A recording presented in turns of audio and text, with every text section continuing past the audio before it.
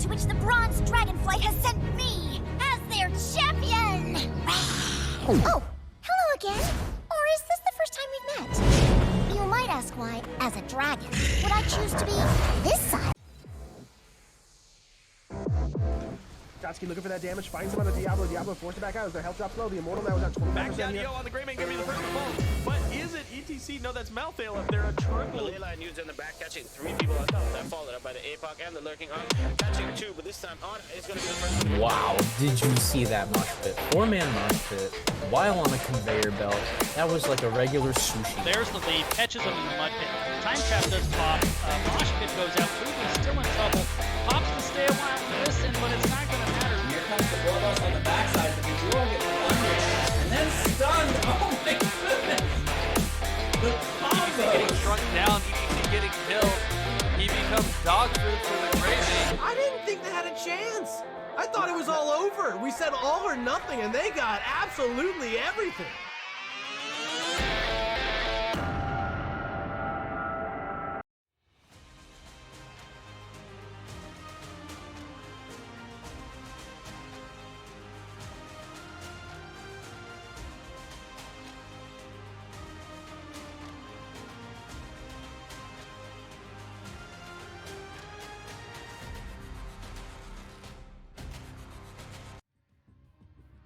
Howdy, hello, and welcome to twitch.tv/eltaquito. As always, I'm Taco. Here we're bringing you another fantastic Storm Division match this evening between Wildheart Omega and $1 Million JPEG. I think that's some sort of pop culture crypto joke. I don't understand. I don't get it. I'm getting old. However, with me tonight is the wonderful and amazing Slinkmeister. You can find her on her own Twitch channel normally. Playing a bunch of games that involve dying or something. I don't know. She's really good at the dying stuff. But Slink, how are you this evening? And thanks for joining me. I am doing great. Thank you so much. Thank you for having me. I'm very excited to be part of this tonight.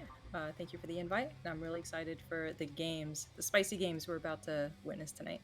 Absolutely. All right, the teams are ready. I have the map band, so let's roll into a quick look at the maps real quick.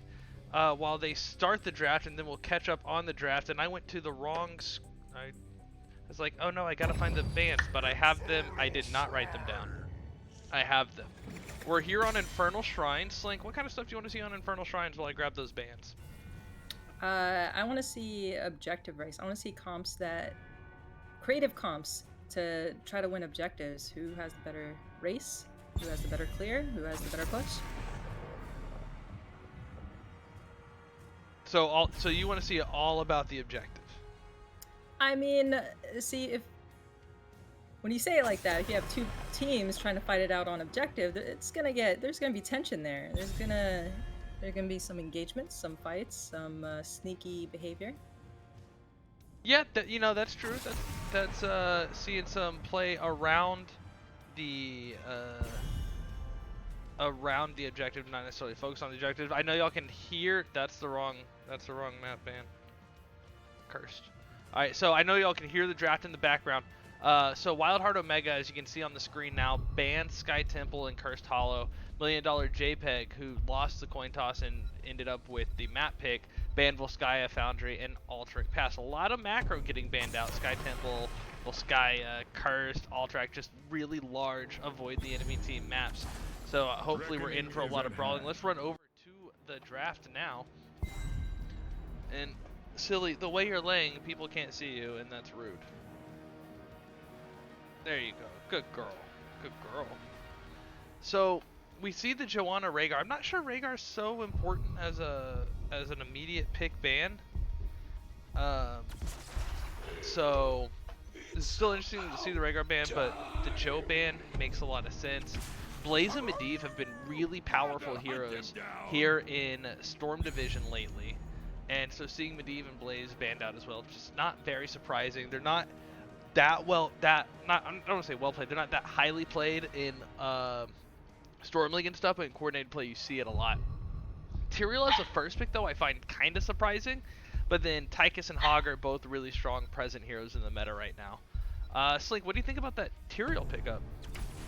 Tyrael is always an interesting pick in my eyes. I think it takes a very skilled and special person to be able to play Tyrael really well.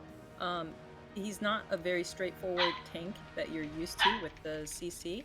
So I'm very excited to see the comp they draft around Tyrael, because that's going to make the difference with a main tank Tyrael, if that's what we see here. Yeah, it also, I mean, it could be off lane too. That's something that, like, it's kind of like picking a Blaze early. Like, what's it Right. gonna be? And also that Sank is really big, especially when there's a lot of shred potentially coming out. Yes, Darian, I understand that you're a dog. Yeah. So Junkrat and Brightwing also really powerful picks. Just in general, Junkrat with that displacement, Brightwing with the global and the heals, and being able to do things like Go away! with that Emerald Wind. I like the Emerald Wind. Blink heal, I get it. I get you blink healers, but get out of my house. And then going into Greymane and Diablo as the late bans, which the Diablo ban, I guess. With the Tychus showing, you're not going to pick it, so it's okay to ban it. He's a strong tank. There's a lot of tight spaces. It's... Oh, this is interesting. Yeah, on this map, especially Diablo is a big threat. There's so many walls to charge into. It can be scary. Yeah, yeah, absolutely. And then Stukov is a very scary healer right now. Very dominant in pressure, very dominant in those tight corners, just really hard to fight into. And a Valera pick. Oh my goodness. You know what? I'm not biased, but I would like Valera to win this game. I'm not biased as far as the teams go. I want Valera to win this particular map. Not the whole, not necessarily the whole set, not the whole match, just, you know, everything else. This is big. This is big. I'm very, very interested to see how this Valera is gonna be. That's a beefy team, though. That is a beefy team. That's gonna be hard for Valera. What do you? So they're in the switch phase right now. I'm gonna go ahead and set up the prediction for the viewers to engage. Tell me what you think about these drafts. So first look, we did end up with a main tank Tyrael. I think that was a smart ban on Greymane. Tyrael Greymane together is one of the scariest things in the game, I feel. They have a crazy front line, and for the blue team, I'm kind of interested to see if Valera can sneak her way to the back line and maybe focus the healer, especially. If she gets on that Stukov, it can be big trouble, especially if Stukov gets no help from any of the frontliners. Yeah, you know, that's true. That's gonna be there's a lot of beef to get around. Valera, though, able to get around a little bit. Junkrat able to do displacement. I'd like to see Valera just have a target lock on Stukov all game. I think that would be really fun to see. I think that's going to be our biggest challenge. Yeah, absolutely. And so I'm not gonna lie, I'm excited about the Valera. So I'm gonna ask you to introduce our blue team. All right, over on the blue team, we have WH Reb on Hogger, Roger on Tychus, Iron on Stukov, Wildheart Vajira on Dehaka, Wildheart Funds on Anubrak. And that is Wildheart Omega over here for $1 Million JPEG. Pepper on the Sonya, Goon on the Brightwing, Chaotic on the Chaotic Junkrat, Earth on my girl Valera, and that's leaving Zanehyde on the Tyrael. Can he bring Justice himself into the fray? Scouting out with that early Eldruin's might. Here comes Hogger coming in with that staggering blow. Gonna be followed up by the Anubrak stun and the silence. You can see Tyrael not able to use his ability to get away because of the silence, and he's gonna be first blood down to the Tychus. Real early first blood. Really excited to see. That is the kind of murder and mayhem we want out of teams banning macro maps. Darian, shut up. We get it. You're a dog. And blue team just going to be pushing with their advantage right now, trying to get control of the map. But Junkrat and Valera in the bottom lane, getting a little bit of pressure. And Darian, you're fired. Come here, buddy. You need to be held? I'm not quite at the computer at the moment because I'm picking up a barking yappy dog, so enjoy looking at minions clash. And back to the mid lane. Junkrat coming in with a nice separation. Valyria engaging in onto the Dahaka, who's going to burrow just in time to not die. Combo from Valyria coming out a little bit weak, but it's Valyria early game. She did go with the subtlety at level 1. I'm interested to see how exactly she intends to build. That's not the button I wanted. Level 1 talents are on the screen. If there's something interesting you see, Slink or viewers, let me know. We can definitely talk about these talents as we go through the game. I'm seeing a lot of very standard, strong level 1 talents on both teams. Some that I see pretty regularly, I would say, in the meta. I see a very speedy Dahaka by the end of this game. So that's going to be very frightening on a map that has a lot of pushes. Yeah, this map is like half push. So there was a back interrupted by the Tyrael, and Nubrak going in, Valyria jumping into the back line again, just trying to harass the Stukov, being blasted out by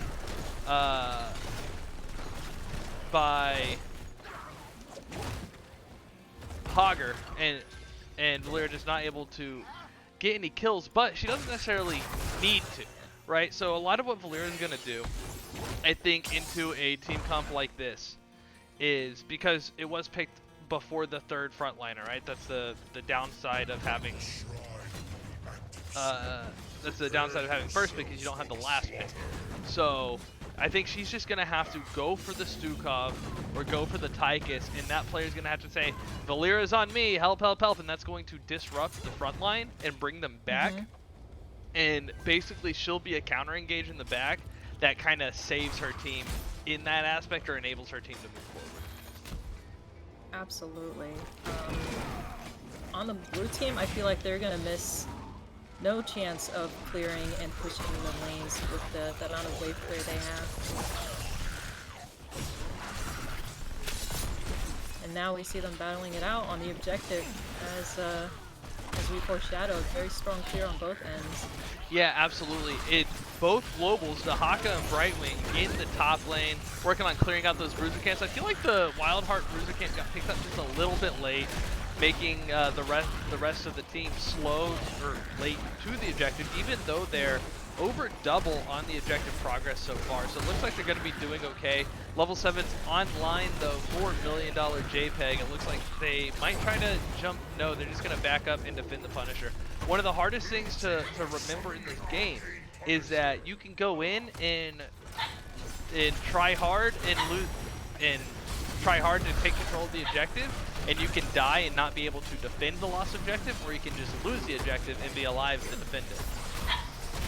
Absolutely, I think that's the biggest difference. You want to make sure you're alive to defend, and also not missing any potential XP gain in other lanes.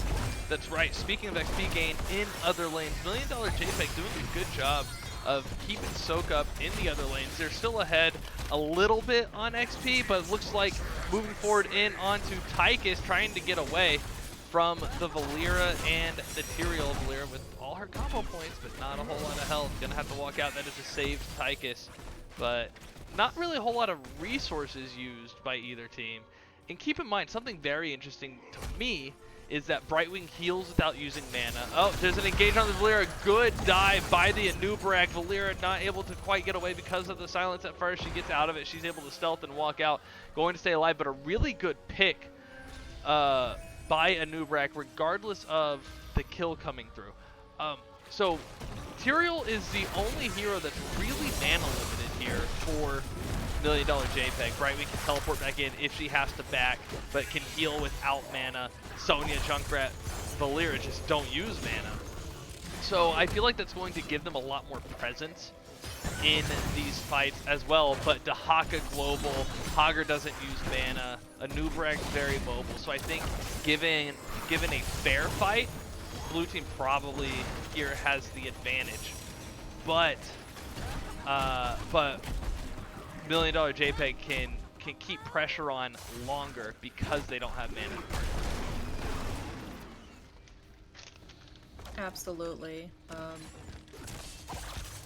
I'm interested to see this Junkrat took the quest at level 4 with the grenades. Will he complete it, you think? That's a hard one. We'll take a look at that talent here real quick too. As Wildheart does pick up this bottom siege camp with red team pushing into the mid lane. Let me pop up that talent real quick. I think I finally got Darian to stop barking like a mad lad. He had to wait until we go live. So level 10s are online. We'll also look at that here first, and then we'll talk about that level 4 for Wildheart. Cocoon on a Nubrak, Isolation on the Dahaka, Flailing Swipe on Stukov. Tyke is picking up the Commandeer Odin, and Hogger with the Hortipole. Sorry, I had to remember names there. $1 Million JPEG picks up Blink Heal on Brightwing, Aya on the Sonya, Riptire on the Junkrat, Sanctification on the Tyrael. I actually kind of like that pickup because it's a hard to dive into team, and Smoke Bomb on Valera. So the Brightwing did end up going with the Blink Heal instead of Emerald. Yeah, I think it's the standard build right now, being able to get away from that CC. Flailing Swipe into the corner. Sonya jumping on top, but Tyrael is still going to go down, and Wildheart successfully invades the Bruiser camp and walks out unscathed.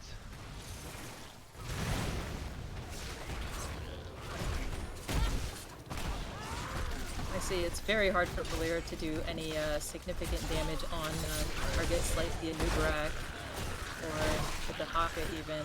So let's see if she can get through to the squishier targets on that team. Yeah, absolutely. And Brobuntu, I'm not really sure about this Valera build. It's not how I usually see her either, but she does get that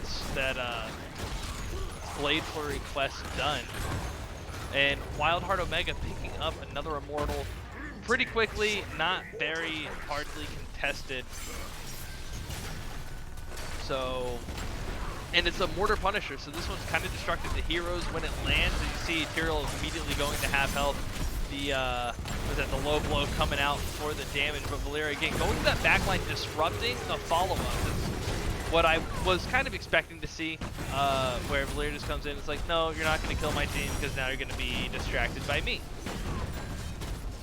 Yeah, definitely very effective at getting that person to retreat, you know, step aside, disengage from the fight or whatever may be going on with the teams at that time. Absolutely. Junkrat comes flying in from the side. But right now we're kind of in a little bit of skirmish territory, not really looking for a fight, but there's an opportunity for a pick, taking it as Eldruin comes flying in, bringing a Tyrael with it. As for that Junkrat talent, level 4, that's a lot of Q's hit, but that's a lot of frontline on Wildheart's side. I don't think he'll have a hard time getting it. So all he has to do is hit the heroes, right? Yeah, and sometimes you can get multiple pings per grenade. Look at that homie hookup. Sonya jumping in on the Hogger and the Dahaka as Junkrat gets pulled by the Dahaka tongue. But Tyrael dying in the bot lane to Tychus. Sorry we missed the kill itself, but a lot going on. Split fights, keeping the teams distracted from each other. Riptire goes out to get the separation. This fort is not long for this world, but they're trying to keep it up as long as possible. And so right now, $1 Million JPEG is on the back foot, right? They've lost the first 2 objectives. They're down in kills, and they're now down a fort, losing structure health, playing into a really bruisery, hard to kill team. Do you think we stop seeing them go for these team fights and start focusing on that macro pressure despite the clear on Wildheart being the global? Or how do you think JPEG changes their approach to this? I think a plan for them is to try to break apart the team. Kind of like that. A nice leap Hogger, pick yes. onto the Hogger. He's able to Hortipole away, but looking for those picks. Dahaka burrows in, or bush stalks in, but not quite in time to really do much out of it, I guess, but still there to help out his team. And JPEG just not quite able to get the kill. And Anubrak going back in onto the Tyrael instead, saying we can do this too. Tyrael trying to just jump away with the sacred ground of his Eldritch's Might. He's going to pop that sanctification, stay alive a little bit longer. He's not going to go down. I thought he was dead for sure in that fight. Yeah, I got pretty close. I mean, you take a look at $1 Million JPEG's team, and you see a lot of single target damage, right? They're not going to be able to really go into the 5v5 and expect to do much. Valera can't, you know, attack them all at once, and Sonya can't do that either, so their best bet is to jump in on one target and throw it all on them, just like they've been trying to do right there. Right, another leap onto the Tychus. The Riptire came out, he got disrupted one way or another, and Tychus is able to walk free, but Tychus having to sit, coming back in, that's a resource gone from Wildheart Omega. Commandeer Odin comes out, Dahaka's gonna get the kill onto the Brightwing. Valera and Junkrat both low. Dahaka's rooted though in the bush. Sonya looks for an opportunity to get back in, starts spinning back to health, gets disrupted by the Anubrak, who is now in position to bite his block since the spin stopped, and Sonya also goes down. That's gonna be a 2-for-0 here on the shrine that's not quite completed. Zanehyde still trying to get away. Tyrael beefy but immobile, so that's probably gonna help. And he does get away. So 3 kills, because Valera died right there at the end as well. 3 kills, sending Tyrael and Junkrat back to base. They're going to pick up this objective, maybe even 39 the Frozen Punisher. Although they just knocked the fort over, so there's probably not much to wait for at this point. And so they're going to get this Punisher. They're going to send it on in. It looks like Reb is gathering them together. No, they get finished off. So that's going to be a Frozen Punisher marching into a keep. And lane pressure all over the map. We can take a quick look. Mid's getting pushed down. Bottom keep is starting to get pressure. And now you have a Frozen Punisher marching top. There's too much on the map for $1 Million JPEG to worry about. You know, I have to point out just how beautiful it is having an Anubrak on your team as a Dahaka. Those stuns setting up like great opportunities for an easy tongue and kill on that target. Absolutely, the licks have been on point, and having a stationary target makes, I feel like Lick is one of the hardest stuns to hit. For some reason, the range never feels long enough when it's yours, but it's always Yeah, forever. you need that CC. Yeah, quick little trade of Tyrael and Tychus, both going down there kind of in an instant. It was on the screen, lots of abilities going off, lots of heroics still available though. Tychus is at 5 stacks of Master Assassin, and Junkrat is at 88 stacks of stupid Junkrat bullshit.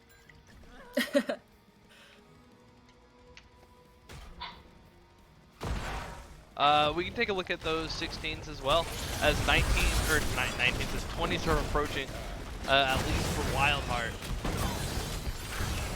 Valera doing work on the Stukov, keeping Stukov out of the fight and allowing Sonya to maybe get some pressure, but Brightwing, Junkrat, and Sonya both low. Tyrael nowhere near the rest of the team. The siege camp does get capped by Wildheart, and there is the hiding Valera. She's not going to be able to make her way out of this one all alone in the wrong side of the map, and that's going to be a kill there.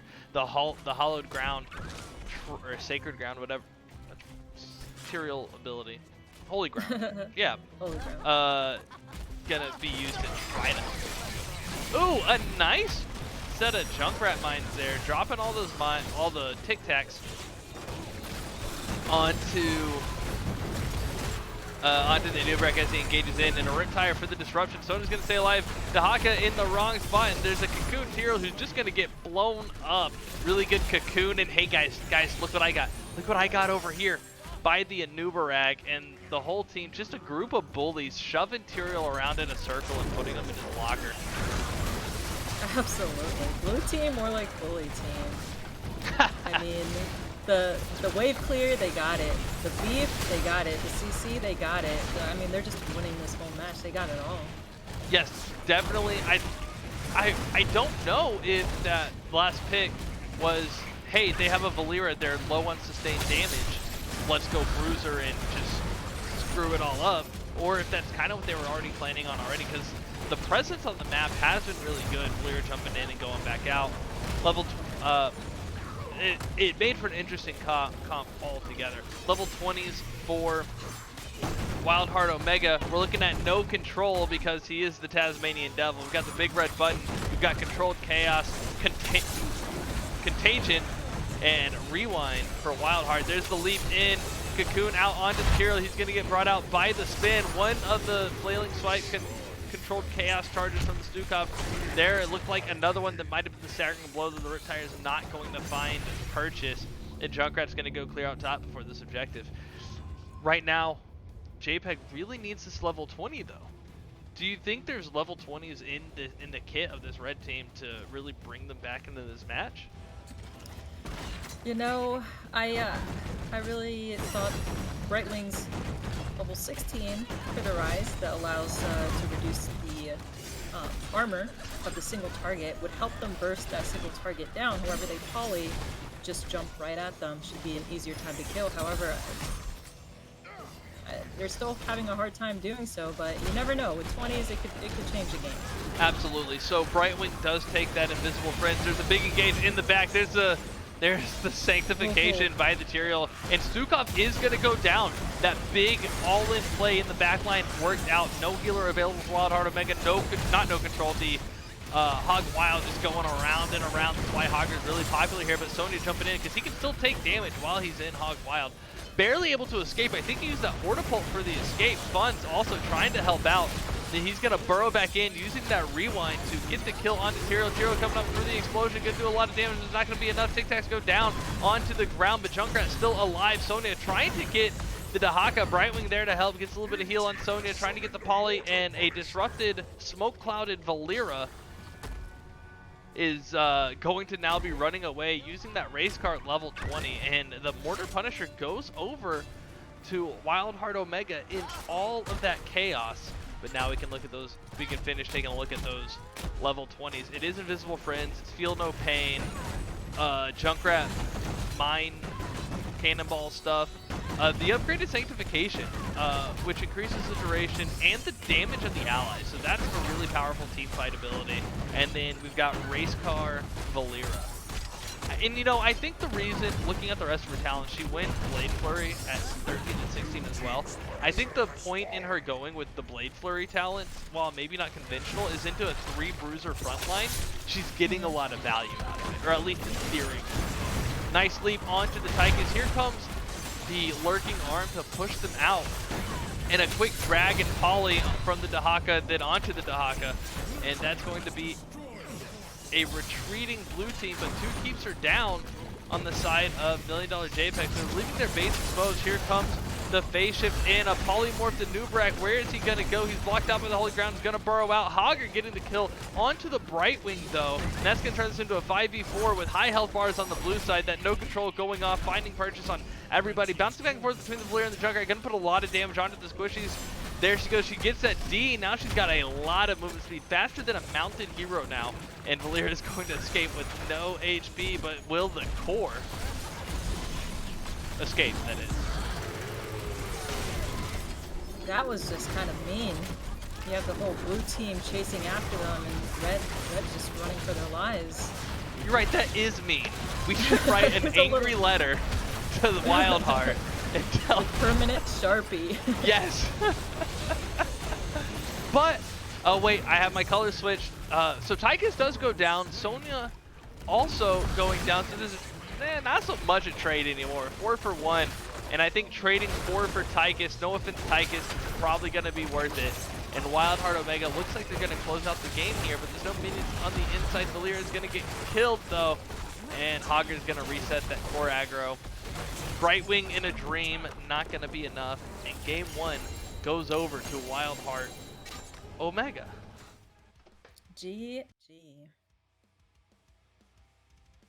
So that Junkrat was actually 3 hits away from completing that quest. I'm impressed. So what you're saying is he didn't complete the quest? 3 shy, but you know what? I in my eyes, that's a win. That's okay. Completing it. Yes.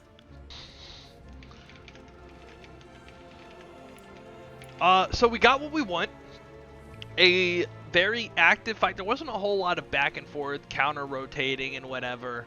Because a lot of times we'll see that where both teams will just kind of ignore each other and work on just getting to 10, getting to 16, whatever, right? And just try to avoid each other, low kill count games. Here, while most of the kills were on one side, 15-4, 20, almost 20 kills in about 20 minutes is a pretty active game for Storm Division. Also, the a lot of those fights, there was a lot of people just barely surviving. So even 19 kills doesn't really describe the bloodiness of this battlefield. Absolutely. We saw a lot of leaps. We saw some beautiful leaps. Actually, there was like a 4-man leap there towards the end near the red side keep, and as low as they get them, they couldn't manage to quite kill them off. It was tough. They're just so beefy. It's really hard. Yeah, and I think that really did prove to be the difference in this set was hang on. Before I switch back, I've got to figure out how to get you back on the screen. Here we go. That's what I can do. All right. So, yeah. Sorry, technical stuff on this side. I liked most of the talent choices. I liked the heroics. I think overall the choices were good. We do have the next lobby though, and it is going to be Brax's Holdout, a map that I actually really like. As we go to our map screen, probably. Yes, we go to the map screen. So Brax's Holdout was picked by Wildheart, so $1 Million JPEG opting for first pick in the draft. You can join the lobby off of me. Brax's Holdout, more point control, still kind of similar to Shrines. It's the objective's all about the point, but there's multiple points now. Teams are going to be spread out. Thoughts on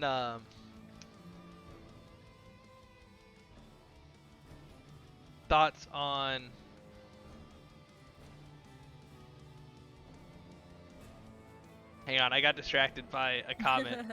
Thoughts on drafting here? Oh man, I think on this map specifically, you are going to look for that strong solo laner, and you're going to look for strong clear for this objective.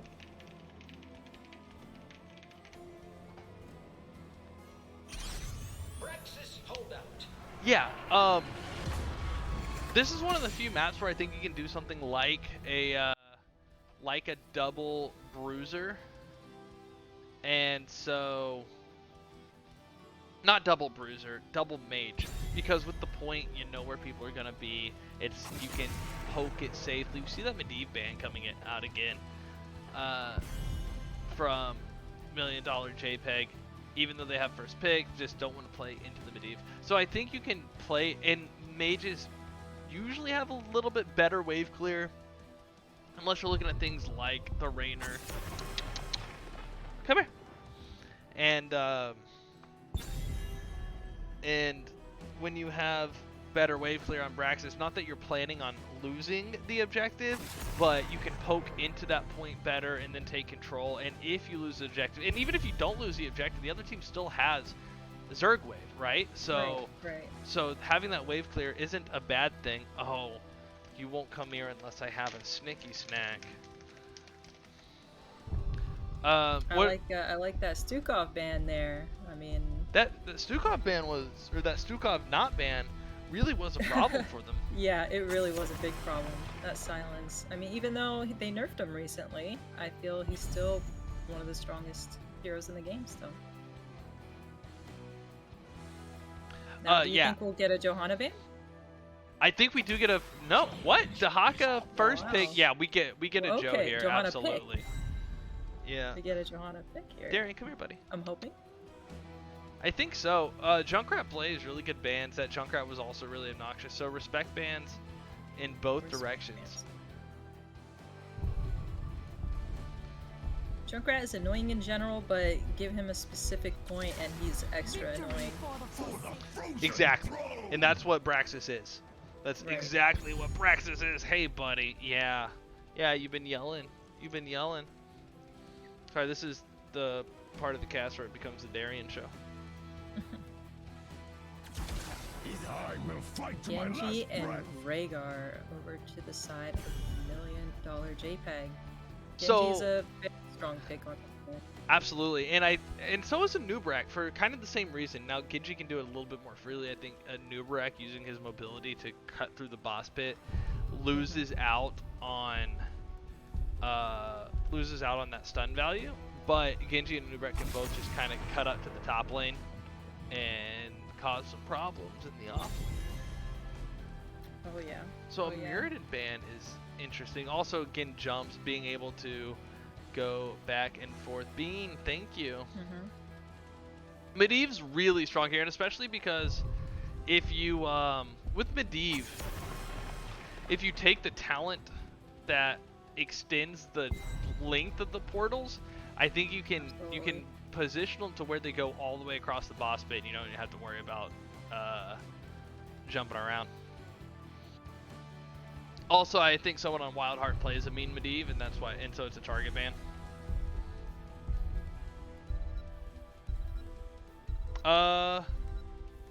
Maybe you can, I don't know. Oh, this is my jam! No, you're not a problem. Definitely love to have viewer involvement. We do see the Hogger again, Slink. We do. You know, I'm noticing that it seems Wild Heart Omega is going for the mobility. They want the quick ways to get around the map, which is really something you look for when playing on Braxis. You want to get to those points quick, you want to get to those camps quick, you want to rotate and just keep an eye on boss constantly. So it looks like they're covering that basis. Tyrael again as well. No, I don't understand. Anyway, and Ragnar. that's good. So now $1 million JPEG is going for the triple front line. Although Rag is a very squishy frontliner, he's got a lot of damage, a lot of presence in general. So I'm really interested to see how they play this. They that holy ground is gonna be pretty annoying on those points, I'll tell you that much. Yeah, and here comes, as one of my as my coach has called her before, the majestic F word. I'm gonna save that bomb for my one time during this cast for some point when I can't control it. But that is the draft. I'd like the Sylvanas and Ubrak in general, just in general. But Slink, let me know what you think about the draft, and I'm gonna get this prediction going. I'm really liking it. There's going to be a lot of pressure, I think, on this Genji to really perform here. Ragnaros will be able to get some good value with his traits, saving buildings, pushing, like defending the objective in general, the waves, big or small. Definitely good wave clear there. Dahaka with that global, being able to help top and bottom wherever they're needing them. That's a really good pros on the red team here, and a lot of mobility on the blue team, so they're going to be getting around quick. Now, will red team be fast enough to catch up with them when they do? That's the big question. That is a great question indeed. And as we go into this game number 2, starting in the middle, we've got Roger on the Sylvanas, Iron on Lucio, Funds on the Anubrak, Reb on Hippity, Hoppity, the Lunara. That is going to be Wild Heart Omega. Did I mention Gohira on the Hogger? Slink, who we have on the red side? $1 million JPEG. On the red team, we have Zane Hyde playing Tyrael for a second time. Genji on Chaotic, Earth playing Ragnaros, Pepper on Dahaka, and Wildheart Goon on the Rhaegar. Very interesting startup for the red team, and I get why. I understand why. We'll talk about it in a second as we get the Sylvanas cheese in the top lane with the Lucio and the Hogger here. Let me back out a little bit and show you the level 1 challenge at the same time. And Nubrak and Bambi in the bottom lane trying to get that soak in pressure. But this 3-man top, oh, Dahaka gonna burrow up behind the Sylvanas and grab Roger by the tongue. No, it's Dahaka's tongue. Anyway, gonna get that stun and stop that push. Got half of the tower using that Sylvanas cheese. So what red team did there was they spread out 3 through the jungle, 1 in the bot lane, 1 in the top lane, and they sent Dahaka, I believe they sent Dahaka to the bottom lane because they suspected the cheese in the top so that they could rotate 1 extra body up there. Dahaka is going to go down though in that 4v1 in the top lane, and this is just... The blue team is still bullying. They are. Wildheart Omega did, well, Wildheart organization did not get our nasty letter, our angry letter memo. No, it got lost in the mail somewhere. Yes, and now $1 Million JPEG is rotating up to respond to this almost completely decimated wall. And it looked like they were going to do a 4-1 split opposite each other and just have both teams have an advantage in a lane. And it looks like they've opted away from that, although Ragnaros and Lunaris facing off in the bottom lane. Genji chasing a Nubrak into, well, past the Bruiser Cam and almost into base. Not going to get the kill on the Nubrak, and it was also Hogger looking a little bit low. Tyrael and Genji on the chase, going to leave now, and this Bruiser Camp already basically done by the time the skirmish ended. Going to be picked up by a Wildheart, but the objective is channeled now. Red beacons for $1 Million JPEG.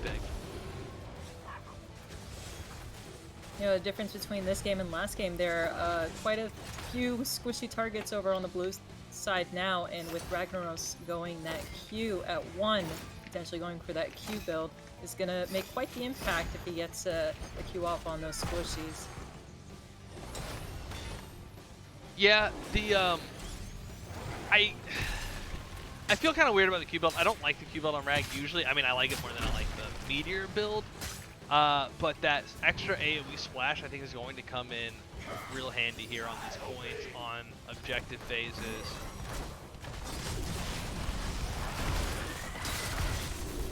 Well, what I see probably is the game plan here. Ragnaros is going to try to get a tongue off on someone, and you're going to need that strong follow-up on that target, and what better to take than Q build for Ragnaros to help kind of get that damage in. You need that first. Yeah, to follow up the Dahaka. Yeah, I agree. I think that's a really good plan.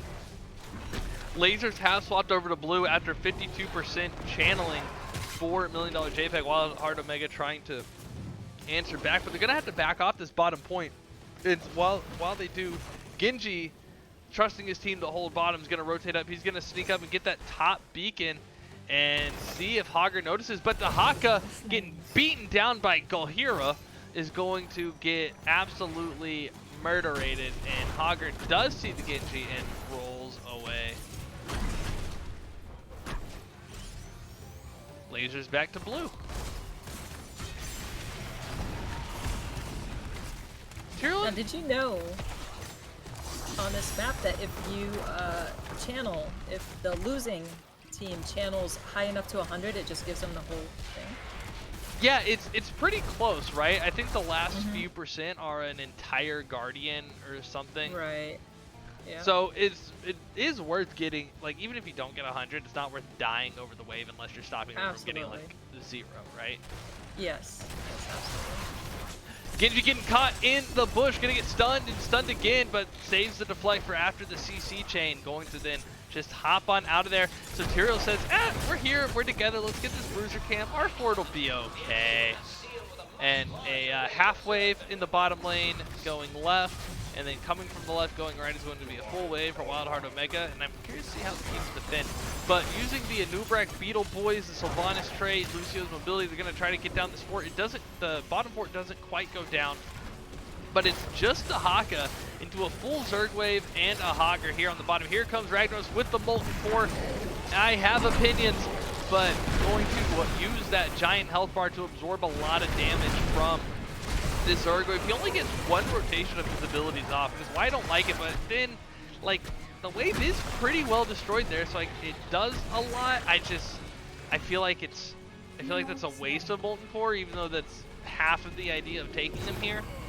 I think if he didn't, I think they would have lost the fort there. And you're probably right. I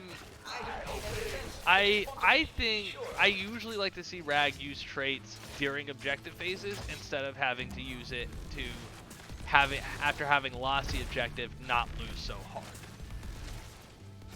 I mean, after losing the objective, I don't know. Probably doesn't have much choice, you know? The objective phase is over, better to get that cooldown off than just right. take advantage, Absolutely. yeah. Having the cooldown available, it makes sense to use it. He'll have it back up before the next objective. And I guess there wasn't really a good opportunity where he was around to fight over a point to make use out of it. It just, I don't like seeing a Rag being used to be defensive on Braxis. I'd like to see Offensive. yeah, an aggressive Rag. So and that's the Sylvan beauty is of that saying, trait. I'm going to go for this fort. You don't scare me, pupper. Yeah, that's the beauty of that trait because you can use it both ways, just however you see fit. Yeah. So Tyrael did go globes at one. I don't like infinite stacking globe quests on tanks either because it's easy to get distracted with globes. The shuriken quest going well for Genji.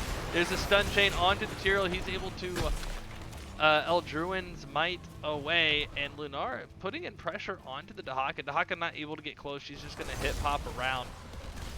And Rag almost done with catching fire as part of that standard Q build setup.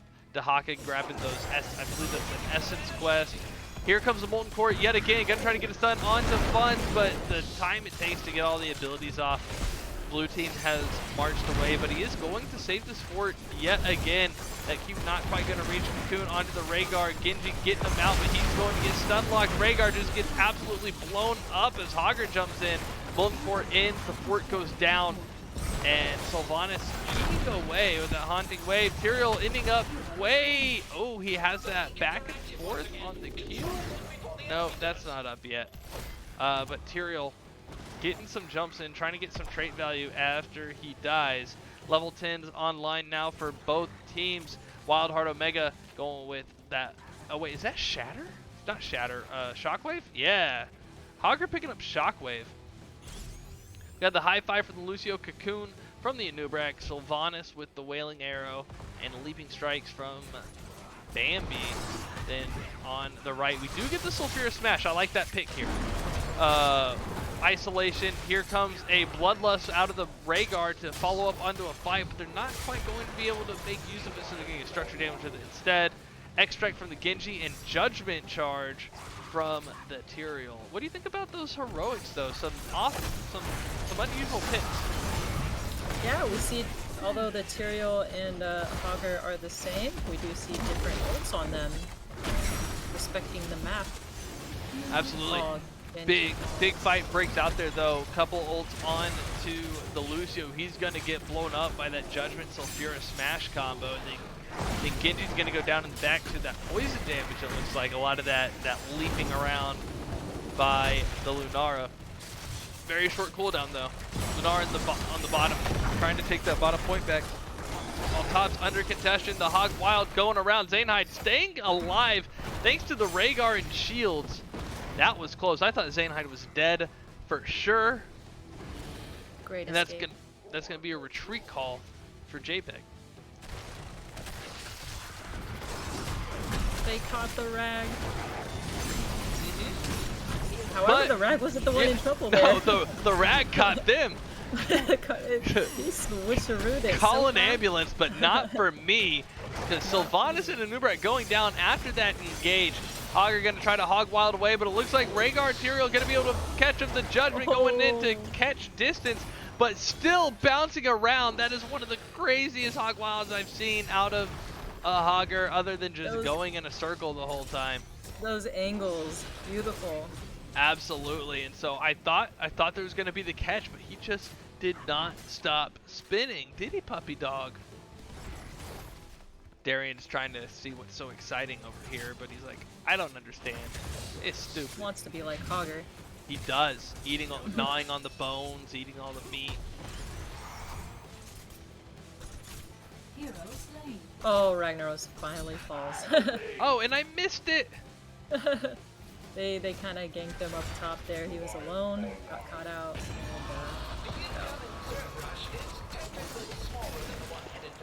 So there is a nice camp invade by Wildheart. The very similar Zergwave position for both teams, as now Wildheart's Zergwave pushing the bot lane and JPEG pushing top. We get an early, okay, so this I like this a lot more. So a free Sulfurous Smash because he's in Molten Core, so it doesn't cost any mana, and it has an extended range because of Molten Core. Rhaegar and Genji getting the kills onto a Nubarak and Sylvanas in the middle of the wave, and Lucio going down as well. Lots of damage coming out, all the fire raining down from the Molten Lord. And the reason I like that Molten Core so much better is because he's not just using it to protect it from the health. He's using those abilities for the full duration to clear out the Zergwave before he gets there, and he's saving so much more structure health in that way. And you saw the extended range of that Sulfurous Smash following up onto the engage. It was just chef kiss beautiful. That was, and it hit several targets there, doing quite a bit of damage. Significant damage that helped them take down the enemy members. Absolutely. Now, it is 5v5 and we're in the boss pit. Thoughts? This is Genji's time to shine. There he goes with the deflect. Yeah, most of the heroics are down, and Nubarak getting caught. There's Sulfurous Smash kind of defensive. Here comes the AoE from the boss. Everyone's still alive, but Fun's looking a little bit low. There goes the Tyrael. He's going to get a lot of trait value here, though. Lots of explosion. He's only got a 20-second death timer. 2 kills on both sides. There goes the Sylvanas. Red pickup for the Archangel in a full team wipe, taking out all of Wildheart Omega. Wow. Here comes the boss marching down the bottom, and I think you're right. The Genji just popping off in the middle of everything. You've got the Rag AoE. You've got Tyrael with the trait value. The one thing I saw that I didn't particularly like was Tyrael using Holy Ground early, but he died, so it didn't matter. It didn't, and you know what? Genji was there to just, like he said, pop off. There's a lot of value there. They helped them be the last one standing on that box.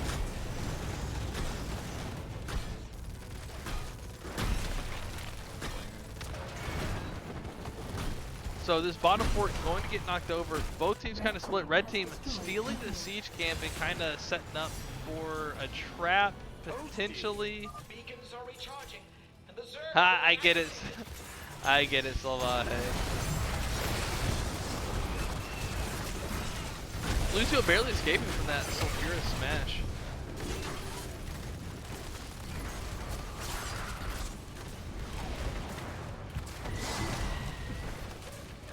Places, tight spots like that, boss camps are like objective when you have the whole enemy team fighting right there. You've got a big team fight.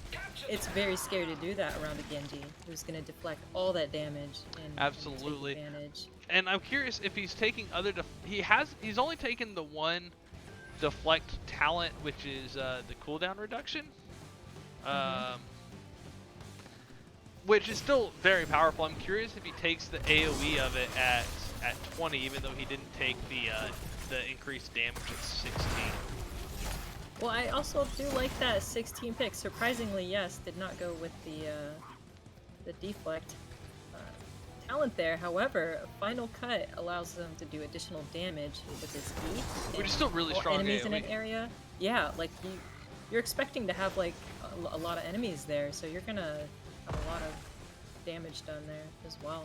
Yeah, so I think they're both good talents there. Absolutely, especially in these tight spaces. Absolutely. Yep. We do see a totem build for Rhaegar. What do you think of that? I think that's a rough decision. Quick little fight, outbreak here, staggering blow goes out. We do see the Bloodlust that is assigned to go in for the red team. Hogger gonna hog wild on in. There's the shockwave, gonna stun 3. Wailing Arrow out onto the rest of the maneuver. Burrowing on in. There is the Sulfurous Smash in the back though. Rhaegar's gonna be the first one to go down. Hoppy Deer dies in the middle of a leaping strike though. Genji with that deflect up. Gonna avoid a lot of damage. Material's still going to die. He's going to try to get this trait value on the Lucio, but Lucio's way too fast. And we see the Will of the Forsaken from the Sylvanas to try to get away, get some extra damage. But that ends up being a 2 for 2. With Lucio dying on a stagger, I really think that makes $1 Million JPEG come out on top for that fight, except Rag dies there at the end as well. Ugh. So 3 for 2 in favor of Wildheart Omega, but Beacon's disrupted, and so no one's channeling right now. Fun's having to walk away. It looks like it's going to go back to a red channel. This could be the objective. Fun's looking low, 300 health, including the shield he has left. And Dahaka trying to walk back away. You what? He makes it out alive. Yeah, barely. I Barely. mean, he's a roach. Hi, Darian. Do you need to be held now? Okay.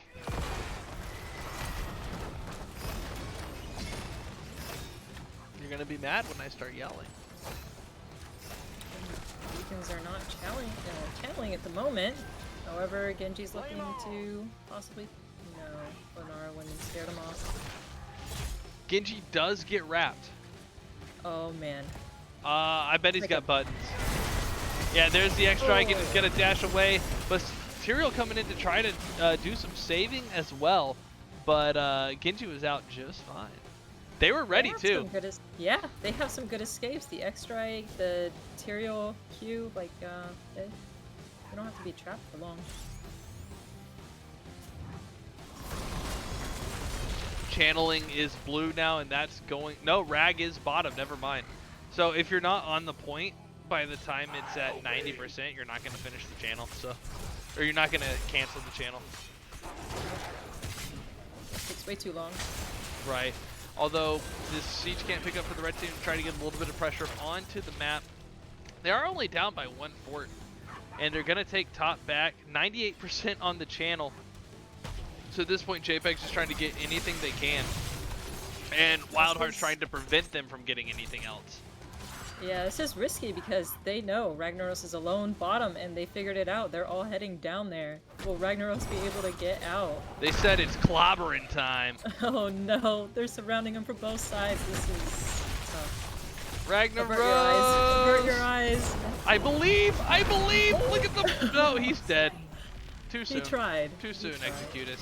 And here comes the boss play, though. Using that distraction, Red team on boss. There's the holy ground. Is it? No, it went out again just a little bit too early, and there's going to be a lot of damage coming out from Wildheart Omega. There goes the Genji, though. Lots of damage. Rhaegar's going to die, but Genji just striking on back and forth through, and the objective turns blue. The Archangel all turns red. What?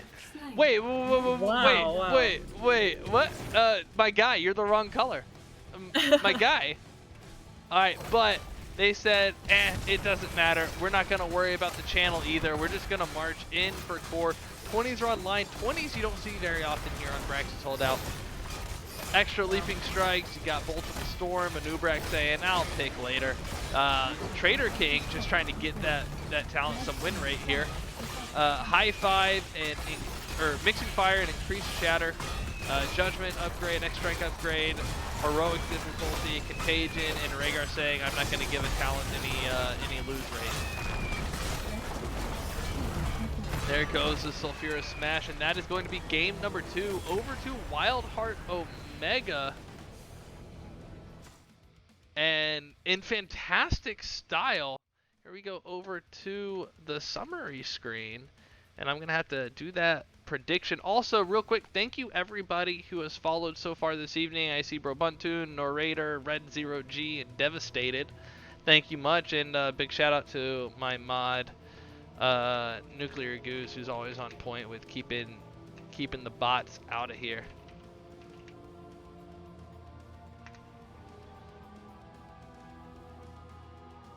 What a game! What a game! You know, it looked one-sided for a while, but $1 Million JPEG was able to come back and heat it up a little bit there.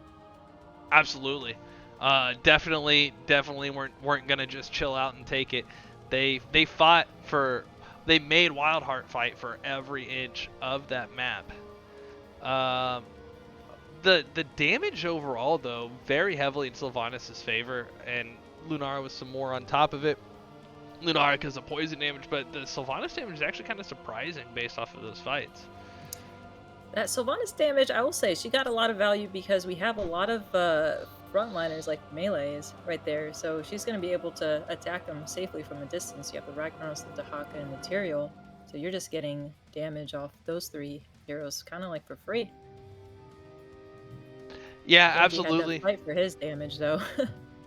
Yeah. All right, I'm gonna come back to us on the map screen because no, I'm not, because I forgot about the other thing that I was doing. Here we go, and there's Slinkmeister back again. I keep forgetting that I'm sharing screen, and so and I haven't figured out how to make it work on Discord properly. You can join off of me. We are going to Battlefield of Eternity next. So while you get joined in real quick, we are going to run the candle of the cast is going to be Midnight Forest. And Darian is all super excited about the lighter. So we're going to, what did I say, Battlefield of Eternity. What? So kind of race against stuff. What do you think about this Battlefield of Eternity? So Battlefield of Eternity, we're looking at another 2-lane map, heavily objective based. You only have 2 forts, 2 keeps for each side. You gotta value them. So, you're looking for a single target damage, a lot of it. You have to win that race. But I'm really curious to see if we get to see that in Nubarak and that Tyrael again, or will they switch it up with their main tank options? Yeah, champ. I know. For some reason, my I'm keying out right there at the bottom. But we do have our Midnight Forest now lit and smelling good, and now I have the task of keeping Darian's face out of it. Here, have a cookie instead. As we go over to the draft screen.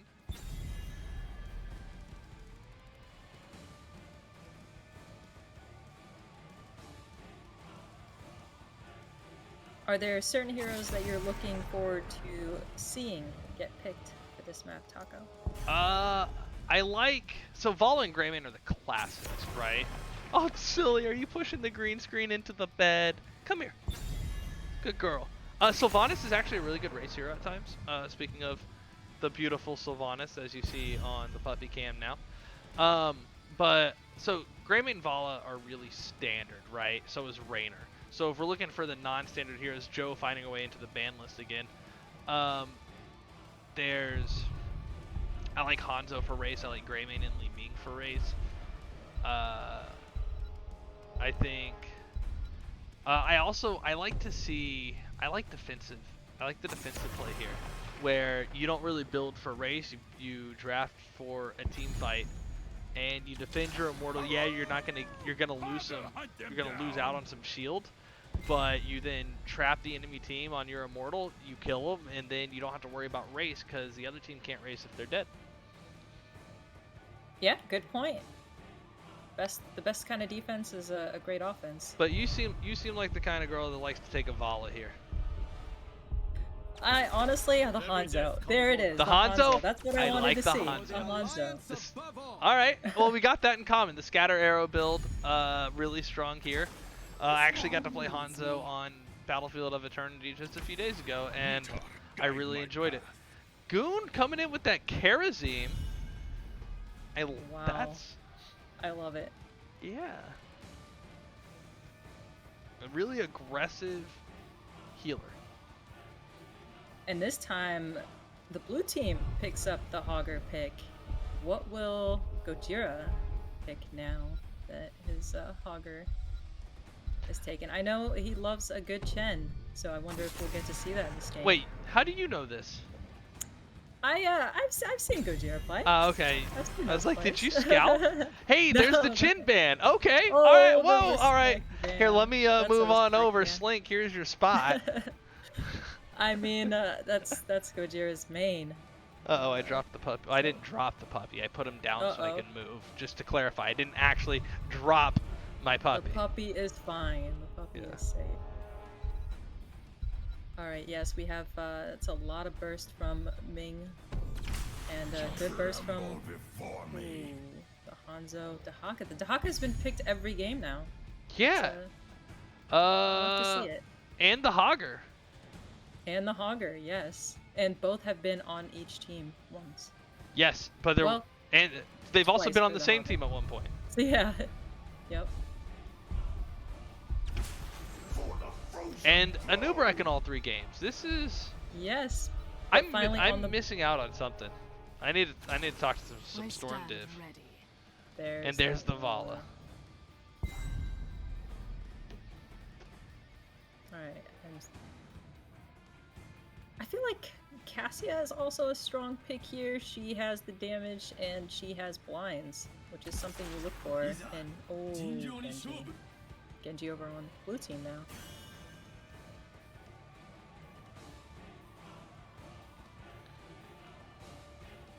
The Genji pick actually surprises me. It surprises me too a little bit. I just don't feel like he's strong here necessarily. I think he's gonna try to go and annoy that Ming in the back that's gonna be playing it safe. I think squishies like Ming and Vala that have no sustain. Genji's a threat. And with Karazim's heals being close ranged, that's gonna make the game a little tough for Goon there. Gonna have to keep an eye out and keep those dashes on point. Prepare yourselves for battle, heroes. The Genji Hanzo duo curse. Crypt Keeper Phil, tell me about it. I didn't start the prediction. I'll let you introduce both teams real quick. Alright, so on the blue team for Wildheart Omega, who is up currently 2-0, we have Wildheart Reb on Hanzo, Iron on Anduin, Wildheart Funds on Diablo, Roger on Genji, Wildheart Gojira on Dahaka, and over on the red team for $1 Million JPEG, Zanehyde on Anubarak, Pepper on Hogger, Wildheart Goon on Karazim, Chaotic on Vala, and Earth on Min. And we see this 4-man rush top yet again, this time without a Sylvanas. They are trying to go for that tower. Sorry, a little bit of screen whiplash there. Goon, 60 HP, gonna maybe walk out. He's saying a 7. 7 down, the scatter arrows all over the place. Hanzo said you ain't going nowhere. It's alright, he was avenged by the Ming there.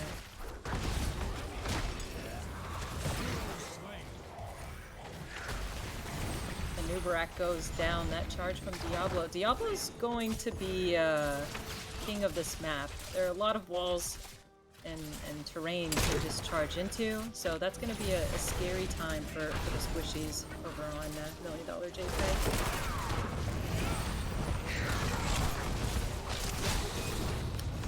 The follow-up route on Anduin on those Diablo charges are strong. They're on point so far.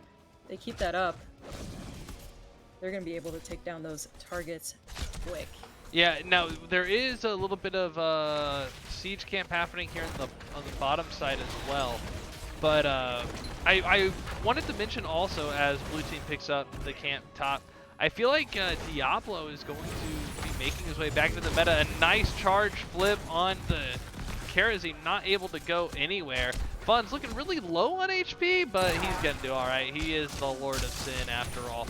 But because we're in a must-ban Joe meta, I think Diablo is gonna start shining. Because now sometimes it doesn't get played quite right, but usually if you have Diablo into Joe, the team with Joe is gonna win almost every single time. And so with Joe out of the game effectively, I think Diablo is really in a good spot right now, especially with that recent buff. Absolutely, I agree. And Taco, if you'd like to share the talent so far with the stream, we have some interesting picks here. I was just so excited by everything else happening that nobody can see. There's so much. There's so much to look at. Mainly my glass of whiskey. We have the racers. We have Vala going with the Q quest here, and Hanzo with the scatter quest. Now, we'll see how fast and far they can take those quests. Who can stack first? Who do you think it'll be? Well, I mean, Vala's doesn't cap, but most of you are gonna get some strong stacks on her Q. A nice, oh, that Diablo That was flip. a beautiful flip into their fort there. Yeah, I love seeing a Diablo get a pick over a wall. It's just so, oh man, It's so satisfying. It is, especially because like I'm a tank main. I mean, not in Storm League right now because I play it competitively, so I try to do not tank in not competitive. Just, you know, where I have rank points and it gets tracked on the internet. Yep. And so just seeing tanks make good plays is just so Beautiful pull from the Anduin there. Diablo looked like he was in trouble, but Anduin's there to save the day. It looks about even with the Immortals. Oh, the blue Immortal was falling a bit faster. Not much health left on the red Immortal there. That was a decent race on both ends. yeah, so that shield's gonna be low, so it's not gonna be ranged very long, but they're still fighting over the middle. Genji gonna get popped. That's gonna be, while half a level behind and down that talent tier. $1 Million JPEG going to pick up that kill after winning the objective. They're going to push the off lane from the objective. It's a low objective, it's low shield, so they're not going to be able to get much value out of it anyway. So splitting the attention on Wild Heart Omega, I think, is the absolute correct choice. Absolutely. And if we've learned anything at all from this game, or from these games tonight, it's just how strong the double stun from Anubarak is usually. Right. However, Anubarak falls there. Diablo, again, with such a great flip, and Anubarak was burrowing away, and Diablo, I got you, bro. The demon's attack has failed. Yet And the bottom fort does go down, so even though they didn't push with the Immortal getting most of that fort, Hogger getting the rest of it with those minions, and drawing a lot of attention to the bot lane. And it looks like JPEG's looking for an opportunity on this camp. They saw Diablo just check the camp and come back down, so it's safe to get, probably, especially with the rest of Wild Heart Omega in the bottom lane getting that siege camp. It is just trading camps at this point. Pretty standard on this map. Uh-oh. It looks like a Whisper memeing on Gohira, the Dahaka player. With, in the chat, that is. He landed a drag, being very excited about it. Ooh, a catch on the... Nope. Roger, he says, I'm outie. I guess if he's playing... If he's playing Genji, who has that Swift Strike, we can go with the Roger, what's your vector victor? Oh, the leap of faith just a little bit. From Anduin, it was just a little late. Just a little late. And those souls, and he's not level 10 yet, so that is a full 100 souls. And I learned recently, it's not that Diablo needs 75 souls to come back post level 10. He has to have the 100, and then it only takes 75. I learned that the hard way. But that means you still, after that death, you still have a large health pool. So I think it might actually be better in most situations. Yeah, absolutely. Than saying, I got to 75, and then I lose them. Because he has a couple talents that are based off of having 100 souls as well. There is that level 10 with that Black Soul Stone, so now will only consume 75, and he only had 6. So he's going to be dead for a while. There is the X-Strike. Roger not going to be able to get away. Anduin going down as well. Crazy Mayhem with that strafe. And Hogger's going to die as a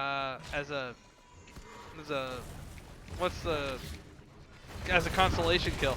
And we can look at those level 10s during this race. We've got the NA arrow from the Hanzo. Light Bomb on the Anduin. Apocalypse from Diablo, X-Strike on the Genji, which we saw, and Isolation on the Haka. I believe Isolation just picked all 3 games so far. Cocoon, Fortipult, 7-sided Strike, Rain of Vengeance, and Wave of Force inside of $1 Million JPEG. There is the APOC combo out of the Diablo, executed perfectly onto Goon. So Karazim goes down, Anubarak goes down, but But $1 Million JPEG gets the entire Immortal. They have a full shield. It's gonna push. They're trying to get their bruiser camp. They got a little bit greedy, a little bit too close to the sun. There's the charge flip onto Hogger. He's gonna get stunned out by something there, but Hogger's still gonna go down, and that's gonna be 4 kills for none in exchange for a full health Immortal. And they do steal the bruiser camp. This is a weird position for Wildheart to be in, though, being up 4 people on that trade, but having to clear out this Immortal so they don't get any value out of it. Yeah, absolutely. I think they had to rush that. Surprised they went for it, but I mean, they went for it and won it, and they unfortunately lost their fort there, but they should be able to. Oh wait, is that a Italy portrait? What is? I'm not quite sure what they're doing, but it looks like Li Ming's caught by the Genji. The NA arrow onto the Ming, and she. Beautiful Hanzo arrow there. I need a Hanzo sound on my soundboard. Oh, Hanzo's caught in the cocoon, but they got him out. Looks like red team is retreating, knowing they are a player down. Will they try to contest this camp? Diablo gets engaged on by the Anubarak with the drag from the Dahaka. Gonna pull him out into the flip, stun into the wall. Zaynide looking low, he's gonna walk out. The Genji X-Strike going to be enough to finish him off. The rest of $1 Million JPEG going to have to fall back. Wildheart Omega in position. They're gonna take the siege camp. They're gonna try to push in, it looks like, but Vala says, I'm not scared. That's exactly like her. APOC comes out. Yeah, I did voice coaching with the Vala guild master. I can tell. So what's interesting here is Diablo went for devastating charge at 16, and his Qs are going to start hurting because the damage from charging into walls is increased by 50%. Yeah, that's something that a lot of Diablos are opting for, is that early W build shifting into Q build at 13 or Q talents at 13 and 16. Just getting the extra W's and healing off, but not really needing the spell power out of it and the damage reduction, which I like at 16. I think is a really good talent. So is extra, which we're not at 16 yet, but extra stuns, extra flips and stuff. Be really strong. The Flame Stomp just gonna destroy this cocoon. The Genji gets popped in. The Haka under the ground still gonna get taken out in general, but a huge 4-man NA arrow coming out of the Hanzo. Beautiful there on the side. That's gonna set up a triple kill. Scatter arrow done. Shuriken quest done. 100 souls. Just a lot of quests getting finished right there. Soulstone the only repeatable quest. And let's take a look at XP too while we're in halftime for the Immortals and things are getting split up. And we can take a look. I'm gonna see if I can make this feature work properly. Except never mind, there's an engage on to the Anubarak, and APOC gets used, but Anubarak gets away. Now we can look at this map real quick. Is this the right button? So as we pull this up, we can see as the red team comes in, the pressure in the lanes, bottom lane getting pushed into the fort. And there's the charge flip onto Anubarak as the Immortal goes down. Anubarak just dying right there. He had his team, but not quite there. It wasn't quite enough. But the map kind of almost rotational symmetry for how the pushing is coming in. But this Immortal is going to go to the bottom lane and continue that push. But the point I was trying to get there, sorry, before Anubarak died, is that Dahaka has to go up. He's got to pay attention to that top lane because they're down a fort there. So if left unattended, there is the dartboard with the Genji Swift Strike and the Light Bomb, and that's going to secure a kill onto the Vala. Li Ming and Karazing trying to get away. Hogger looking a little bit low. He's going up for that middle gate. Going to try to get in there. A little bit of bursting down onto the Hanzo from the Li Ming, but Diablo finishing that Q quest. Going to flip stun. Level 16s are up, and he did take the stun reset there, and he's gonna secure another kill onto Anubarak there with the stuns, with the wall bangs all over the place. This is such a great map for Diablo because there's walls at every angle, pretty much. Yes, absolutely. And with that, completing his devastating charge, another APOC onto the Hogger there, and he gets tongued right after the synergy, the CC chain. Absolutely. It's just Beautifully too much. executed APOC combo out of the Diablo into the Dahaka pull. Hogger really did have no control there, and it's not even level 20. Absolutely.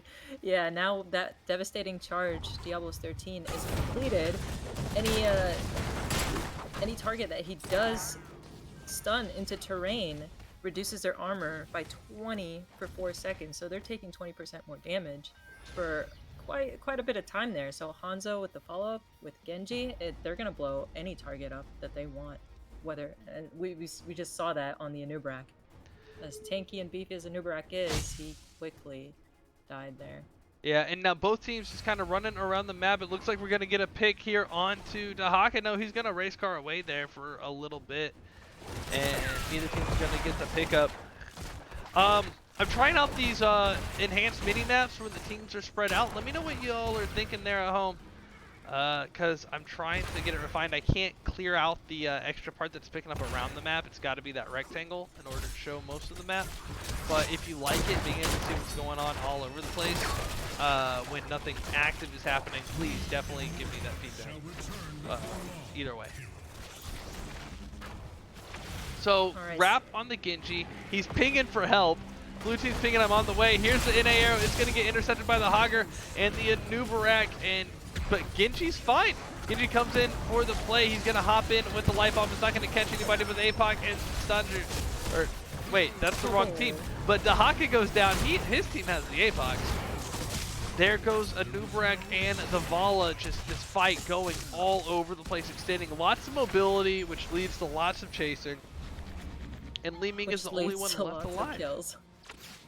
Ming has, you know, she plays from a distance, so she's gonna be safe. And going E-build on Ming, she can teleport all around. Are they gonna try to end here? It looks like they're gonna try to end. It looks like it. It looks like they are going for the core. Ignore the objective. They just want to win this. Well, that would be a sweep. Hogger did just res, and he is trying to hold them off along with Ming. Oh. Ming will fall. Can Hogger do it alone? Yeah, Genji dashing through the Ming. The shield was almost down, and now it's starting to regen, but that took enough time that Wildheart Omega is backing up. They're going to go work on this Immortal now. So they've had a hard time getting these Immortals. They have, but this is their chance to get that free damage in before the red team shows up. Another Cocoon out, this time onto the Anduin. APOC isn't ready quite yet. They don't have level 20s. There's the NA arrow. It's going to pop there in the middle, but there's not going to be a follow-up. Level 20s online. I'm anxious to see if Wildheart picks them up here in this fight, but they kind of disengage. We get Lord of Terror. We see the Chastise stun instead of root. We have the Sonic arrow, whatever it's called at level 20, Sonic Boom, Bullseye, whatever. It's going to go faster and stun. X-Strike improvement, Contagion for the AoE disruption. This looks kind of rough for $1 million JPEG, Sling. It does look rough, however, let's focus on the bright side. They lose this Immortal, it's gonna go top, so they don't have to worry too much about that. There's still a 4 and a keep in the way before core, so they're gonna have to keep mind and eye on the bottom. Very true, and if they win it, it's going in a keep lane either way, which that keep lane will be bottom. It's gonna go bottom if red wins it, it's gonna go top if blue wins it. It's halftime and it's very even. Blue Immortal getting burst down really quick by that Vala Li Ming, but the Hanzo's trying to put in the work. No, he's down in the bot. Cocoon on the Diablo, they're getting him out, and that's going to be a red Immortal, but there is pressure on the core with that Bruiser camp. And the NA arrow went out, there's the stun. There is a Hog Wild from the Hogger, but again, this is level 20 to 18. This isn't really a fight that JPEG wants. They got to clear out their base from the Catapult and the Shaman camp. They want to get these level 20s. They're down a level and a half. And that is a lot of XP difference between the Dahaka and the Hogger. In addition to all the kills, the passive XP from the buildings, it's a lot of XP difference. It is a lot, but you know what? Let's give kudos to the red team here, because not only were they able to take down the Immortal, but they all stayed alive through that, even though they were down for level 20. I do need to correct myself. JPEG has the passive XP XP advantage from, I guess, timing with getting buildings down, but it's not enough to make up for the difference in heroes and mercs, or heroes and minions mainly. So my apologies. JPEG, great job getting that passive XP lead early on. But you're right, they're playing really well from behind. They're taking smart engages for the most part, and they're trying to hold off this pressure really well and balancing an open core with objective, with team fights, with camps. That becomes really hard because you'll see times where you just forget that the core exists until it's already getting bombarded by catapults and you can't get back in time. Yeah, especially if you're caught up in the middle of a team fight. I mean, you can't just easily pull away. You don't want to leave your team stranded there. Right, absolutely. And Diablo can just press R to stop your back if he knows you're doing it. Or an Hanzo arrow comes at you Absolutely. hard. Yeah. Red team's core is under attack. All right. I know so it's Mimi, but I'm kind of sad we didn't get play of the game. I like having Hanzo be able to offlane and then play of the game in, but the stun on the arrow is also really strong. It misses there. APOC in charge comes out, but Fun, 7-sided strike down. That's going to be Souls coming out. He's going to come back momentarily. And Leap of Faith onto the Dahaka, who's trying to burrow away. He's going to be saved, but here comes the Cocoon onto Anduin. Are they going to be able to follow that up? There's a large orb hitting him from the Li Ming, but that's going to be 5v5. No, Anduin does go down, so 2 kills, setting up a 5v4. The no control from the Hogger. We didn't look at the red team level 20s because it's been a little bit, but putting out a lot of damage. And so now JPEG in a position to take this Immortal. Hogger going to have to take care of the lanes though, so it will be a 4v4 in the Immortal Pit. Level 20s. Rewind, no control, increase 7-sided strike to make it 11. Backflipping Vala and Talrasha's elements. You know, whoever wins this Immortal objective, I think can take it all the way, to be honest. At this point, level 20, you're 20 minutes into the game, this is one strong Immortal. Absolutely. Absolutely. The key here is to stay alive. Charge onto the Anubrek, but gonna get the cleanse, and that's gonna be a 7-sided strike almost completely onto Funds, but here comes an ally to take a few of those hits so Diablo doesn't lose so much health. I think Karazin's gonna have a lot of damage just because of that R. And that's gonna be a 3/4 shield, maybe even like 80% from, not that that's a huge difference, right? From on this red Immortal, and that's going to give JPEG a lot of breathing room. And it is Iron Fist on Karazin. Didn't really look at that earlier. They're really hanging into this game. Very impressive play by JPEG, playing from this far behind. The moxie on this team, the ability to hang in there. They're not letting an open core get to them. They've got a full lane still in the top side that they've been able to hold on to. Absolutely. We see Dahaka in the top lane there. He was trying to soak up the lane. The pressure was on them, having lost that fort, so went to clear that up, and he's meeting down here with the rest of the team before this next fight breaks out. Li Ming does get blown up by the Hanzo. That's not going to be very fun for JPEG. That was an APOC that helped set it up. NA arrow's up. Here it comes. It's coming out. It's going to miss the Hogger. NA arrow, Lee missing. And there comes the 7-sided strike out onto 3, so that's going to be spread out across. It's not going to do a whole lot of damage overall, but Karazin does get popped as he comes out of that 7-sided strike, getting CC comboed to death. That's going to be 2 down, a 3rd health Immortal pushing in onto core, so there's not going to be much wave for Wildheart Omega to push into this core, which is going to make it a lot more defensible for JPEG, but I think they're still going to have a hard time. Look at this no control coming out of Hogger. No, he's just going to be CC'd into oblivion, not able to play. This core, the blue core took 30% damage, plus the shield 40% damage. It's still technically up. It's at 60% health now. That shield will respawn. Vala and Anubrek going to try to defend this core. Anubrek gets blown up by the Diablo and the Genji, and that might be enough because this Vala can't step up too much. Core's at 60%, 50. She's looking for an opportunity to do some blow up with that Rain of Vengeance. Diablo getting low, not going to die. 30% core. And there is the Vala death, and after some really, really hard-fought games, Wildheart Omega is going to take the sweep in 3 games, and I guess the chat was right. I was accidentally leaking the script, although I am not Tom Holland. Wow. That just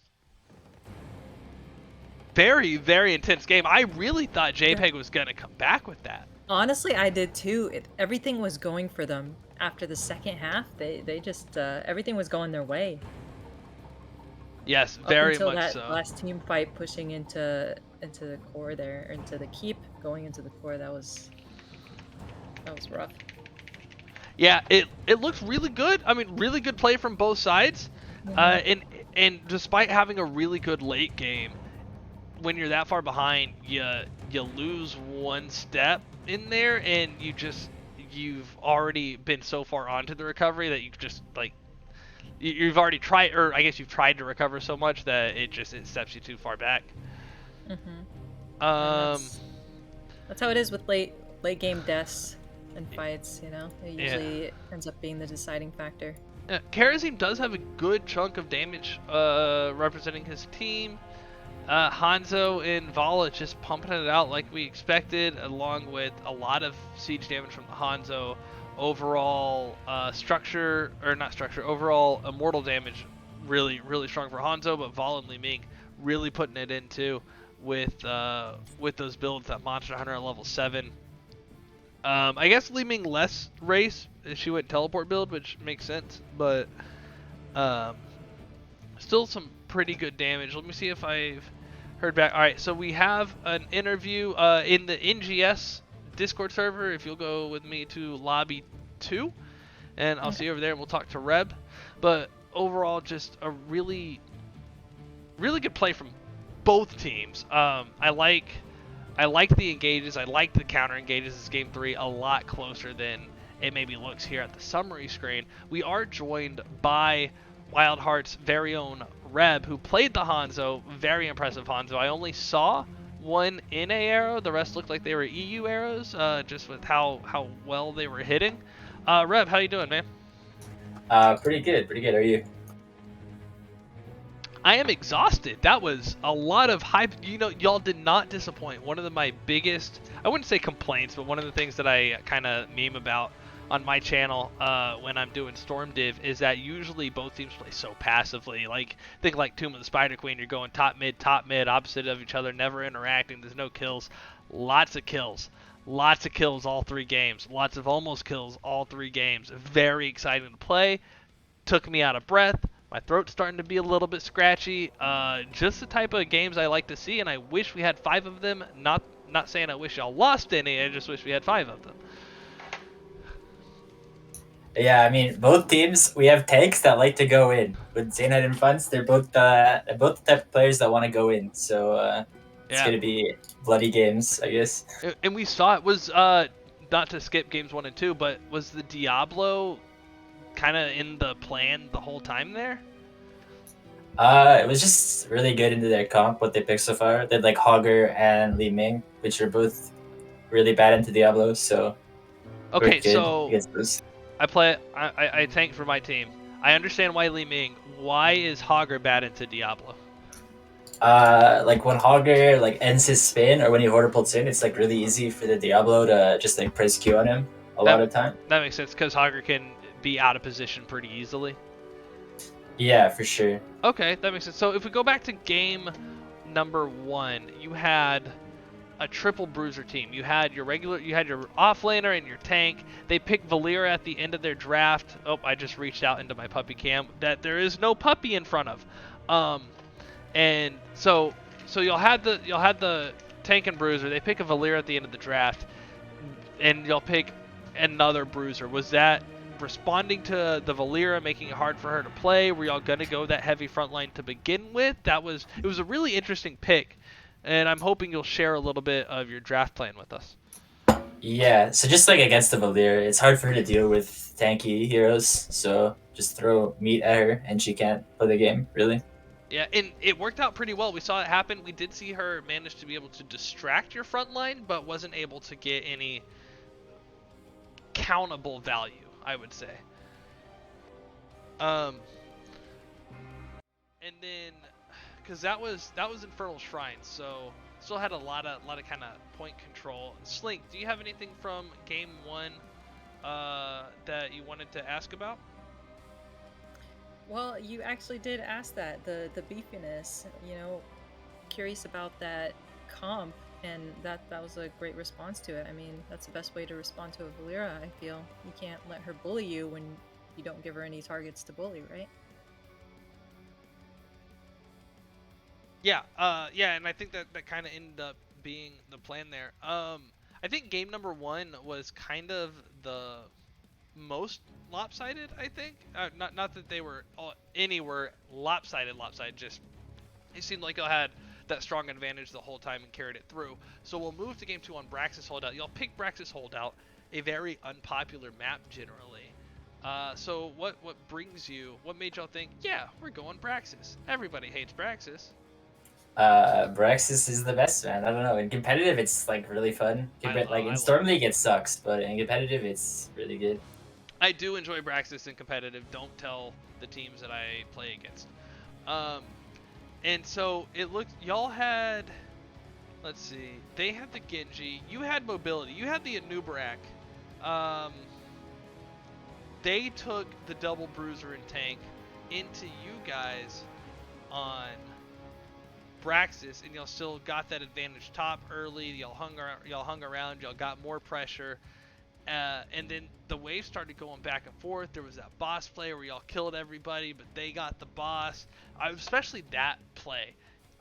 What did that sound like in chat? Where, because I think they started the boss, and then y'all engaged on them.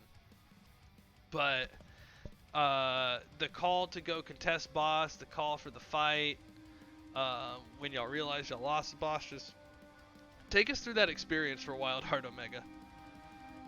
I don't remember exactly like what the comms were, but we just like noticed they were on boss and said, all right, kill them, I guess. I don't know.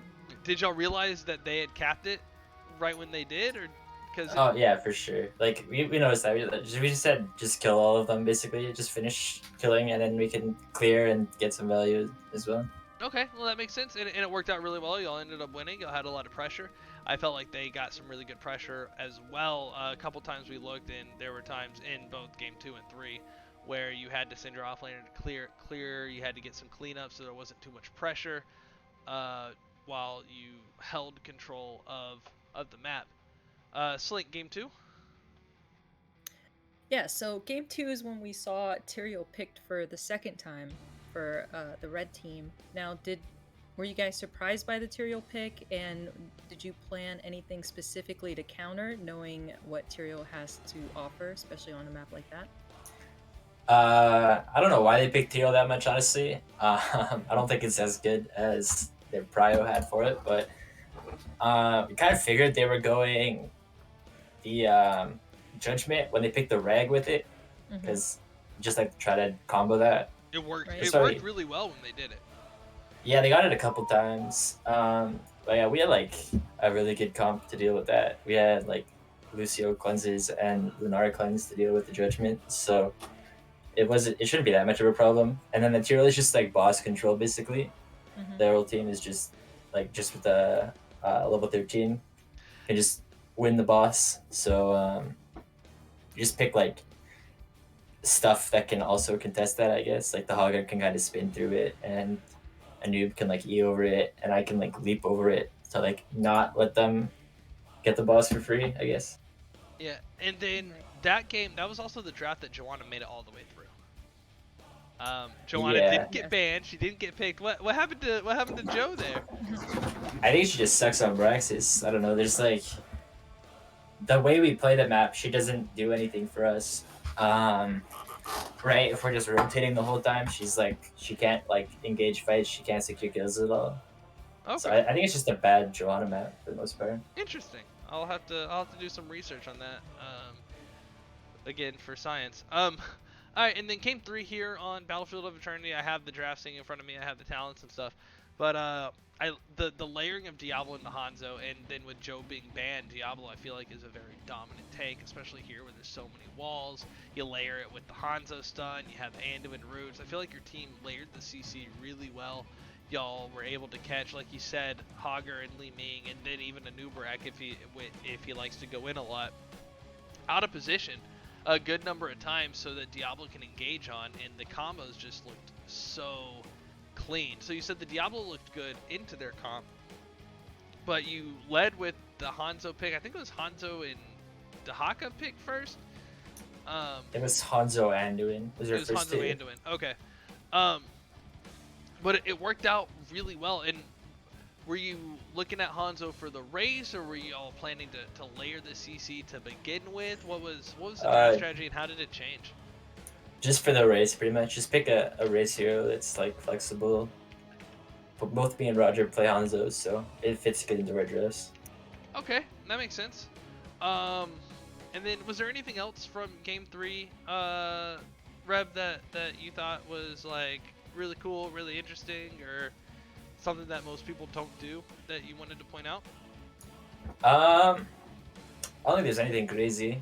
There was one fight where I like arrowed the minimap and then Iron misclicked his ult on me, and that was like probably the worst fight of my life. But outside of that, nothing too exciting happened. I don't know. Slink, anything else for you on Game 3 or overall? I really admired the way y'all played those games. The comps that were drafted, you were able to compose comps based off what you saw and for the map at the same time, like being able to adapt to last second Valera surprises and things like that, knowing how to counter. Now, were you, since you both games, the first two games, y'all had a Nubarak be your main tank, when you saw $1 Million JPEG pick it in Game 3, did it worry you at all? I think we had a decent comp to be a noob. We had like pulls to deal with his engages and stuff from the Anduin. I think we were pretty safe into it for the most part. Okay. Was Genji's plan to go in and annoy the Ming, or what was Genji's specific role there? Yeah, I mean they had squishy backliners, right? The Vala and the Ming are both pretty squishy, so Genji can hit them pretty well. He's good at killing those heroes. Okay. Alright. That's exactly what I had predicted with the Genji pick there. Alright, Reb, thank you so much for letting us into the world, into the mind of Wildheart Omega there for a little bit. If you got any shout outs or any last comments before we let you get back to your team, go ahead and let them rip. I guess shout out to Wildheart, shout out to Goon, shout out to Whisper, shout out to the team. They played pretty decent today. So yeah. Alright, thanks man. You have a fantastic night, great set. Congratulations on the sweep. And, yeah, thanks for casting, guys. Absolutely. Good job. Have a good one. Yeah, good luck the rest of the season. Alright, Slink, I'm going to call you back on the, yeah, I'm going to call you back. Alright. So that we can pop up faces.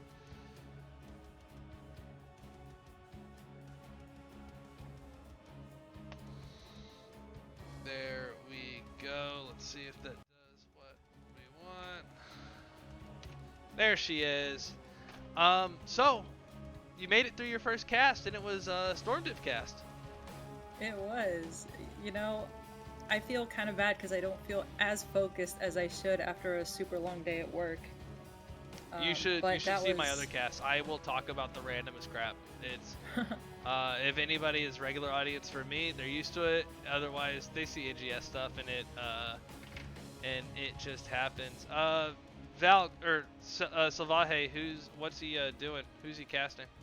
But yeah, no, you did a great job. I was glad to have you, and I'm sure I will get feedback from my friends about how you were, because they always like to tell me how great my co-casters are, even if it's not them at the time. No, I think you did a great job. I'm glad you came. I'm glad you were here. Now that we have a little bit of opportunity, tell us a little bit about Slinkmeister. Oh man, what can I say? What do you stream? How often do you stream? How do people find you? Well, I'm a big Heroes of the Storm fan. I'll start with that since it feels most appropriate. It's the reason I found Twitch. I started streaming in the first place, and I just have a deep love for this game in every way. I do stream on Twitch at Slinkmeister. I try to fit in streams nowadays when I can, but due to a full-time job, it does get a little hard sometimes. But I do play a variety of games, and of course, Heroes of the Storm has to be one of them. My main mode to play is ARAM because I love to brawl. I'm all about the fighting, the action, and really trying to figure out how to make comps work. Brawls are good for that. You end up learning a lot. But yeah, I do stream nights. I'm Eastern time zone, so I'm on usually at night about 4 or 5, maybe 6 times a week.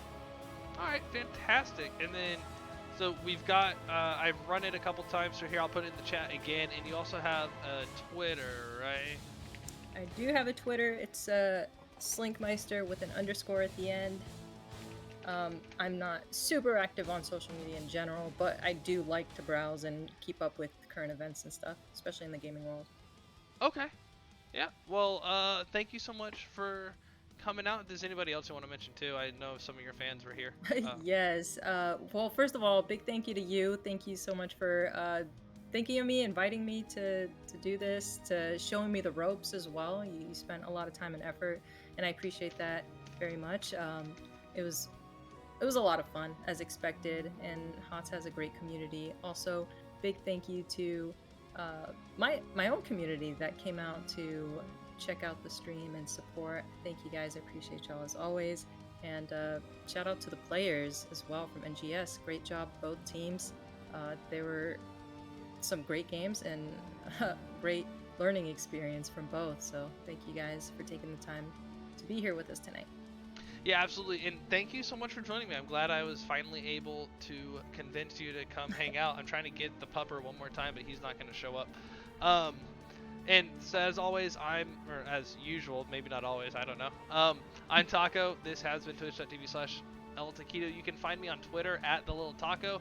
Darian, who, when I don't have a co-caster, his information's up there. You can find Darian's Twitter at /mo_snacks with an X. I'm trying to do a puppy Twitter for him. He's got his emote in the chat. I've got new emotes coming out soon. I've got an animated emote coming, and the rest of my pets will be stylized like Darian. And that'll be soon.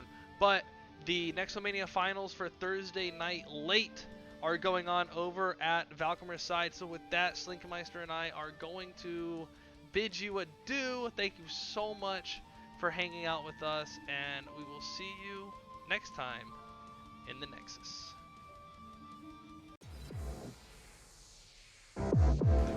Gotsky looking for that damage, finds him on the Diablo. Diablo forced it back out as their health drops low. The Immortal now is at 25%. Back down, Yo on the Grey Man, gonna be the first to fall. But is it ETC? No, that's Malthael up there. A triple. Layla and Yu's in the back, catching 3 people on top. That followed up by the APOC and the lurking on.